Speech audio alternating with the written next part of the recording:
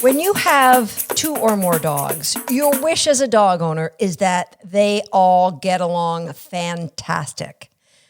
But sometimes that just doesn't happen. Well, today I'm going to share with you how I intentionally arrange for that to happen. Hi, I'm Susan Garrett. Welcome to Shaped by Dog. And if you're watching this on YouTube, go ahead and hit the like button now. And if you're watching this on YouTube, check out my new sweatshirt. How cool is that, right? My friends at formymerles.com, they sent me this amazing embroidered sweatshirt. And what's better, they've got it for sale on their website right now, along with, of course, all of my favorite tug toys. So check out formymerles.com. And if you're from the US, like, this is Canadian shopping, so it's practically free. Like, we practically pay you to do the shopping. The Togetherness Project, or Project Togetherness. I'm going to preface this by saying, if you have a dog aggression problem, this is like putting a Band-Aid on a little gasoline fire. It's probably not the best thing for you to try. So before you ever attempt anything like this, I would like you to seek out the advice of a veterinarian behaviorist. Give them the protocol that you've written down from this podcast and say, I'm thinking of trying it with these 2 dogs, and let them tell you if that's a really good idea. When would you use this? I use this every time I get a new puppy. I know that some of my dogs, especially my older dogs, are less tolerant around puppies, and so I intentionally plan for them to get along by doing a Project Togetherness. I have done this when I've brought rescue dogs into the house. But before you entertain any of it, you've got to know, if you've got 2 dogs that are pretty friendly, this is going to work, right? And you might say, well, then why would I bother if they get along? Because why not? A, it's fun. B, it's reinforcing. C, you're helping to plant the seeds that this dog is really going to look forward to seeing that dog. I don't know if you were ever a fan of Big Bang Theory, but there was one episode when Sheldon was shaping Penny. Oh, sorry, Sheldon. I almost sat in your spot. Did you? I didn't notice. Have a chocolate. Every time she did something, he would say, here, have a chocolate, right? So what's that doing? It's not only building a bond between them, but it's Penny's going to be doing things for Sheldon, going, hey, I like doing things for this guy. I don't know why. So same idea. Well, you might have friendly dog. You might have a cranky dog and a friendly dog, or you might have 2 cranky dogs. Now, remember, I said, when I say cranky, let me just go through what some of the signs of I'm not super comfortable with what's going on. And these are emotional states. So if you remember what I was talking about in podcast number 71, when I was working on my puppy's resource guarding, again, an emotional state. If you're dog training a problem, you've got to deal with the emotion of that problem first. So a dog might be eating and they freeze if another dog comes by. I'm not comfortable with that dog near me. And that's fair. That's pretty common. Or they could just be doing anything, and if another dog comes by, they might put their head up and just freeze. So freezing is a sign of I'm not comfortable. Staring at another dog, and depending on the breed of dog, they might start stalking that other dog. They might rush towards them and stop when they get close, or they might rush towards them and then turn and body bump them. Or they might just subtly block that other dog's path. So these are all really subtle signs that I'm not comfortable with this other dog right now. Now, there might come more overt signs. So the first 5 signs, you may or may not even see them, but I'm telling you them because I want you to start to look for them. That's a sign. Our dogs have so little ways to communicate with us. We've got to, if we're going to own dogs, we've got to start picking up on these subtle little ways. They might do the overt, like lip curling, like just look at the dog and they might not say a word, just curl up their lips and show their pearly whites. Depending on what else is accompanying that could be a submissive smile that I'm really intimidating by that dog nearby, or it could be a you know what? Bug off. Get your own sandwich kind of a look. Now, of course, growling is an obvious sign. Air snapping might come after growling. Like they just snap at the air, and that might be accompanied by, like, all of these could be, any one of them could happen at the same time. They might freeze, stare, stalk, rush, body slam, and then air snap, and then they might do the next one, which would be muzzle grab. So they might muzzle grab, or they might muzzle grab and give a shake, or they might grab the jowls and give a little shake. And so all of this is escalating, and then they might just jump the other dog. Now, they might jump them and just make a lot of noise, but not actually put their mouth. Like if you check out the other dog after, there isn't even a saliva trail on them. Then the annoyance can turn to aggression, and it gets worse from there. So if you've got anything from lip curling beyond, I would encourage you to check out the advice of a behaviorist before you carry on with I'm going to tell you, especially if you have a brand new dog or you're a first-time dog owner, right? Chances are you've got 100% completely normal dog. There is nothing wrong. All that I encourage you to see a behaviorist about is because you have a normal dog, but you're new to all of this, and so you need some help to come up to speed real quick, and a veterinarian behaviorist is a great person to be able to help you with that. All right, so we've got these dogs, and we want them to get along. So if I have like a puppy visiting for the day, I don't just let them come into the house, because chances are one of my adult dogs is going to get caught off guard and might discipline that puppy by giving them a little snap, or it could be an air snap, it could be a lunge. And I am 100% confident that none of the dogs in my house would ever hurt a puppy, but they darn well is going to scare that puppy. And so I don't want that to happen. People will say, oh, he needed that. He needed to be brought down a couple pegs. You know what? You don't know what's happening to that dog. And in that kind of interaction could actually make them lose all confidence, and a fearful dog could then turn into an aggressive dog. So we want to protect our puppy's confidence and help them to behave appropriately with dogs and puppies of all ages. All right, so Project Togetherness. It started for me. I made sure my puppy was always safe in an X-pen in the kitchen, and I know my adult dogs are going to ignore them. Now, I used to have a dog, Buzzy, and sometimes he would rush up to the gate and snap at the puppy. So then Project Togetherness had to happen with him separately so that he learned it was great when a puppy was in an X-pen in his environment. I have a problem with that, like similar to that with Feature.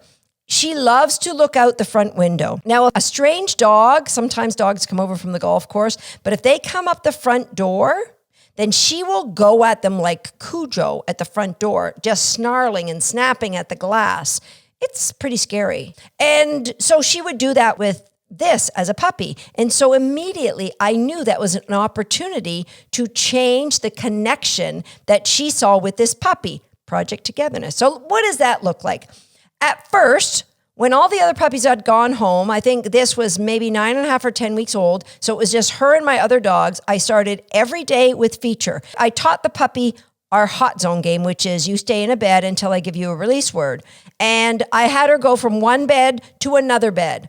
And once she could reliably go from one bed to another bed and get another cookie, then I brought Feature into the picture. And I put Feature in one bed further away, and the puppy I kept on leash because I didn't want the puppy to go, oh, hi, you look like somebody I'd like to get to know, because I don't want that to happen. So if you have a dog that might snarl, snap, lip, I would put that dog on a muzzle for Project Togetherness, just to make sure there is no chance of any dog getting hurt. Now, if you're putting a dog on a muzzle, you have to desensitize that dog to the muzzle. You can't just go, you've never worn a muzzle, I'm putting this on. It's got to be something the dog likes first.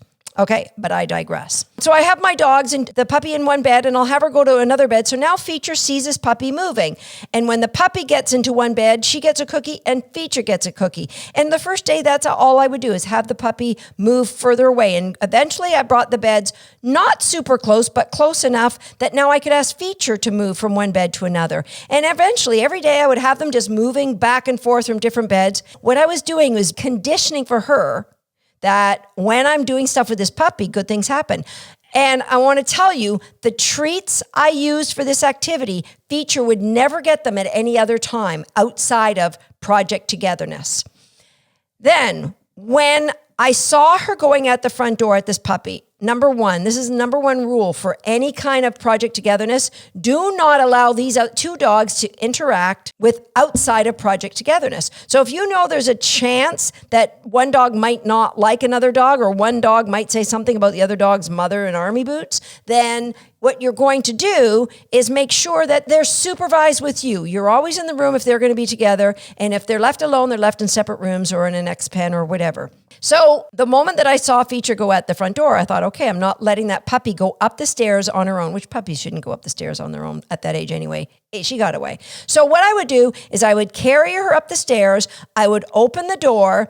And then I would do this, what we call Easter biscuits. That comes from my now past friend, Helen King. She would throw cookies on the floor and say Easter biscuits to her dog. So I would walk through the front door. Before Feature had a chance to snarl, I would open the door, say Easter biscuits, and I'd throw a handful of cookies on the floor, really good cookies. So after two events like this, now how many times a day does a puppy have to go outside? Feature might be at the front door. Every time she knew the puppy was going outside, she ran to the front door and she'd be waiting. Because when the puppy came in, she got Easter biscuits, right? So I did that, and I went from throwing a handful of cookies on the floor to just giving her one cookie. After probably 2 weeks of doing this, I just gave her one cookie as I passed her. So now she always looked forward to that puppy going past. Okay, another thing that you can do things like Easter biscuits, throw cookies so that they get to search them, but be careful. I would do this as part of Project Togetherness with either both dogs in an X pen near each other, because a lot of dogs, if one dog is sniffing resources, cookies or resources, and the other dog is nearby, they might start snarling. So they're in X pens separately. Or if you know this isn't going to happen, you could have one in X pen and one outside. I wouldn't do them together unless you're 100% sure they're friendly. So I can throw a handful of cookies on the floor for Easter biscuits, and my dogs will all just eat what they can get close to. Some of them, like tater salad, may go, excuse me, pardon me, student council coming in. I think that one's mine too. He'll try and get them all. But if another one says, no, that's mine, he's like, oh, sorry, my bad. So know your dogs before you do Easter biscuits out in the open. All right, now, mealtime. I would make sure the goal of Project Togetherness is anything that your dog loves. Let's say we have one dog that we're wanting to be happy to get along with this other dog. Anything that dog loves, this dog appears before it happens. So let's say you're going to go to the park. Then we're going to say, okay, you two get into the friendship bed. Now, it could be two beds beside each other. Eventually, it could be one big bed. They just have to get on the friendship bed. They each get a cookie, and then you go to the car. Or they get on the friendship bed, everybody gets a cookie, you go for your walk. Run to the friendship bed, you each get a cookie, and whatever it is that you love, we're going to do now. So before I would put a bowl out to start feeding a dog, I would say, you get on the friendship bed, you get a cookie, now you each go to wherever your X pens or your spots you go when I start feeding dogs, and then I'll go and get the bowls out. Friendship bed precedes the bowl. So I don't get the bowls out and then say get on the friendship bed. I get them on the friendship bed, get the bowl, and then I separate them so that while I'm preparing the bowls, I don't have anybody talking about the way that they're combing their hair today. All right? So now when it's feeding time, I'll put them very close to each other, and eventually I get them so their bowls are touching. Now, your dog's body language will tell you if that's a possibility or not. Again, one dog might be in an X pen and the other dog outside the X pen. You need to be very careful with this. And again, a behaviorist is never but a phone call away. I'm sure they would happily do on a Zoom consult with you if you have any questions about this. All right. The other thing that I like to do is I like to teach my dogs to touch their nose to my hand. Now, I have a video on YouTube about nose touching, so you can check that out. But what I do is I get one dog touching one side and the other touching the other side. So if one dog's in an X pen, and I'll put this hand up against the X pen and he can touch that and that dog can touch that and they both get cookies. Eventually, outside of the X pen, I'll put my hand up and they both rush in and they touch. So it's like two faces rushing towards each other, but good things happen. Now again, this would be later on in Project Togetherness. I'm not going to do this right up front. The most important thing about this is number one, as I mentioned, prevent the rehearsals of inappropriate behavior. Number 2, as I mentioned at episode number 71, you need to record keep. So if you're really committed to changing the way your dogs look at each other, and in episode number 14, I ranked how I see dogs living in a multi-dog household. Like, do they hate each other? Do they tolerate each other? Our goal is to move a dog from one level up to the next, so that ideally all of the dogs are in the acknowledge stage. It would be great if everyone was in the adore stage, but that doesn't happen very often. Some dog, you might have a household with just 2 dogs and they would adore each other. Absolutely. The more dogs, maybe they don't all adore each other. So the goal is, if you have dogs in the hate stage, Project Togetherness is very, very risky. And so I encourage you to get the help of a behaviorist before you do it. If you have dogs in the aggravate, you can move them to tolerate. Tolerate, move them to acknowledge. Acknowledge, try to move them to adore. That's the goal. But you've got to record keep. So I've got to ask you right now, are you interested in having your dogs get along better, or are you committed? And if you're committed, you're going to do what I mentioned in episode 71, and you will be record keeping all of this. And record keeping so that every day you can look at how things went well, because you, my friend, need to celebrate the work you're doing, because maybe it's just you and your dogs working on this, especially with those of us in lockdown right now. And so there isn't anybody going, wow, your dogs are really getting along a lot better. Good for you. So you need to celebrate. You need to, number 1, give yourself a high five. Okay, that was a little weird, but not. But write it down and go, yeah, this is what we did today. That was awesome. And number 2, you can come back to this podcast and write a comment. Say, Susan, I've done this. I'll celebrate with you, sister or brother. I'll do it, because we're all in this for the good of dogs. And how great is it that we can change a dog's emotional state? Because that's what we're doing with Togetherness Project. Oh yeah, we're teaching hand targets. That's the operant side of things, but really that's the game within the game. What we're really doing is conditioning the dogs to like each other, just like Sheldon was doing with Penny on The Big Bang Theory.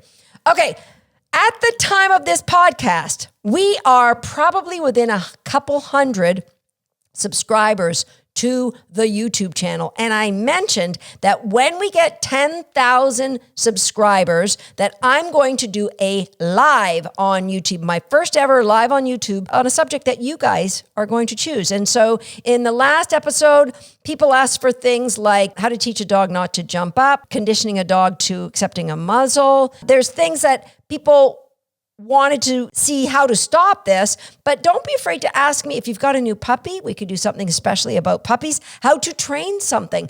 Expand your mind. Leave me a comment here on YouTube if you would like me to teach on any particular topic, because I'm pretty confident we're going to be getting to those 10,000 subscribers here on this YouTube channel before the weekend's out. Do not disappoint me. Come on over to YouTube, hit the like button on this video, hit the subscribe button, and be sure to hit the bell so that we will notify you when we're going live and when we've got another episode of Shaped by Dog. I'll see you next time.